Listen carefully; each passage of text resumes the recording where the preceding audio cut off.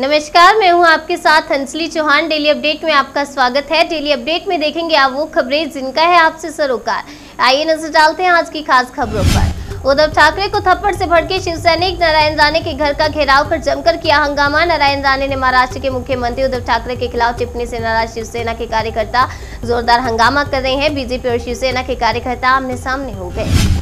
Railway में निजीकरण, 400 railway station, 90 passenger train और 1400 किलोमीटर ट्रैक को लीज पर रखकर मोदी सरकार जुटाएगी 1.52 लाख करोड़। सरकार का कहना है कि इन बुनियादी ढांचा क्षेत्रों में निजी कंपनियों को शामिल करते हुए संसाधन जुटाए जाएंगे और संपत्तियों का विकास किया जाएगा। सरकारी संपत्ति की फरोख्त, हाईवे, रेलवे, एविएशन और टेलीकॉम में हिस्सेदारी बेचकर मोदी सरकार 6 लाख करोड़ इकट्ठा करेगी। निर्मला सीतारमण ने कहा कि संपत्ति का स्वामित्व सरकार के पास बना रहेगा और एक निश्चित समय के बाद उनका नियंत्रण लौटाना अनिवार्य होगा। ये मौजूदा संपत्तियां हैं जिन पर सरकार का स्वामित्व बना रहेगा। चूड़ी वाले की पिटाई पर ओवैसी ने बीजेपी को घेरा, कहा चुनी हुई सरकार और उग्रवादी भीड़ में कोई फर्क नहीं। चूड़ी बेचने वाले की पिटाई मामले में एक नया मोड़ भी आ गया है।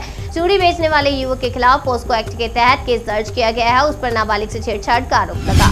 गूगल मैप में आ रहा खास फीचर, रास्ते में पड़ने वाले टोल का चार्ज बताएगा। गूगल अपने प्रोडक्ट गूगल मैप में एक खास फीचर की टेस्टिंग कर रहा है जिसकी मदद से यूजर्स को सफर के दौरान आने वाले टोल की कीमत के बारे में बताएगा। ये फीचर अभी टेस्टिंग फेज में है।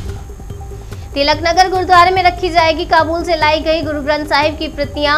काबुल से लाए पवित्र गुरु ग्रंथ साहिब की प्रतियों को दिल्ली के तिलकनगर गुरुद्वारे में ले जाया जा रहा है। शब्द कीर्तन और पूरी श्रद्धा के साथ गुरु ग्रंथ साहिब की प्रतियों को तिलकनगर गुरुद्वारे में रखा जाएगा। दिल्ली एयरपोर्ट पर केंद्रीय मंत्री हरदीप सिंह पुरी ने गुरु ग्रंथ साहिब की प्रतियां को रिसीव किया।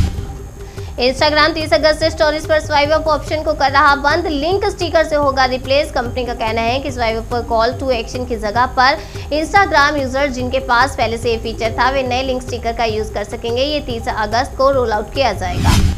अफगानिस्तान से 25 भारतीयों की वतन वापसी, गुरु ग्रंथ साहिब की 3 प्रतियां भी आई। हरदीप सिंह पुरी ने एयरपोर्ट पर किया स्वागत। बड़ी संख्या में लोग हाथों में झंडे, बैनर और पोस्टर लेकर अफगानिस्तान से लौटे लोगों का स्वागत करने पहुंचे। इनमें बड़ी संख्या में भारतीय जनता पार्टी के लोग शामिल हैं।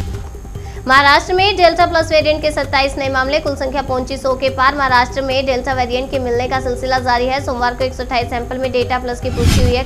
स्पेशल ट्रेन से 29 अगस्त को अयोध्या जाएंगे राष्ट्रपति रामनाथ कोविंद। रामलला के करेंगे दर्शन। श्री राम जन्मभूमि तीर्थ क्षेत्र ट्रस्ट के पदाधिकारी राष्ट्रपति को राम मंदिर के निर्माण से जुड़ी पूरी जानकारी देंगे। कार्यक्रम के मुताबिक राष्ट्रपति उसी शाम को लखनऊ वापस लौट आएंगे।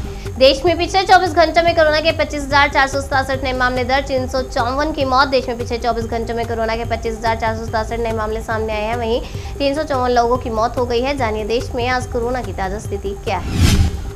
अगली खबर जम्मू कश्मीर से है। सोपोर में सुरक्षा बलों और आतंकियों के बीच एनकाउंटर जारी, 2 से 3 आतंकियों के घिरने की खबर। आतंकियों की तलाश में सर्च ऑपरेशन भी चलाया जा रहा है। जम्मू कश्मीर पुलिस ने ट्वीट कर बताया कि सोपोर में एनकाउंटर शुरू हुआ है। सुरक्षा बल अपना काम कर रहे हैं, ज्यादा जानकारी का इंतजार है।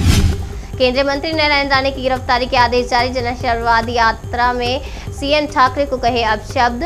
आपको बता दें नारायण राणे पर आरोप है कि उन्होंने सीएम उद्धव ठाकरे को अपशब्द कहे थे, जिसके बाद शिवसेना ने पुलिस में शिकायत दर्ज करवाई थी। इस मामले में अब शिवसेना केंद्रीय मंत्री राणे पर हमलावर है। उत्तर भारत समेत देश के कई हिस्सों में आज भी हल्की से मध्यम बारिश की संभावना। आईएमडी बिहार के बाकी हिस्सों, पूर्वी उत्तर प्रदेश, उत्तराखंड के कुछ हिस्सों, हिमाचल प्रदेश, पंजाब, हरियाणा, तटीय कर्नाटक, केरल, तमिलनाडु, कर्नाटक, अंडमान और निकोबार द्वीप में हल्की से मध्यम बारिश की संभावना है। देश में अब तक 1 करोड़ 6 लाख लोगों को समय सीमा के अंदर नहीं लगी दूसरी डोज। सबसे ज्यादा बुजुर्ग शामिल। देश में कम से कम 1 करोड़ 6 लाख लोगों को टीके की पहली खुराक के 16 सप्ताह बाद टीके का दूसरा शॉट मिलना बाकी है। इनमें से 1 करोड़ से ज्यादा बुजुर्ग हैं। अफगानिस्तान में यूक्रेन का एक विमान हाईजैक, रेस्क्यू करने आए विमान को ईरान ले जाने का दावा। यूक्रेन के डिप्टी विदेश मंत्री ने विमान के हाईजैक होने का दावा किया है। दावा है कि यूक्रेन का विमान अपने लोगों को अफगानिस्तान से निकालने आया था। अफगानिस्तान में करीब 1 करोड़ बच्चों को मानवीय सहायता की जरूरत। UNICEF अफगानिस्तान में मानवीय संकट पैदा होते दिख रहा है। यूनिसेफ के मुताबिक अफगानिस्तान में लगभग 10 मिलियन बच्चों को जीवित रहने के लिए मानवीय सहायता की जरूरत है। मेक्सिको की खाड़ी में स्थित तेल के प्लेटफॉर्म पर लगी आग, 5 की मौत। रोजाना 185 करोड़ रुपए का हो रहा है नुकसान। मेक्सिको की सरकारी तेल कंपनी पेमेक्स ने बताया कि तेल प्लेटफॉर्म पर लगी आग की वजह से हर दिन 185 करोड़ रुपए का नुकसान हो रहा है।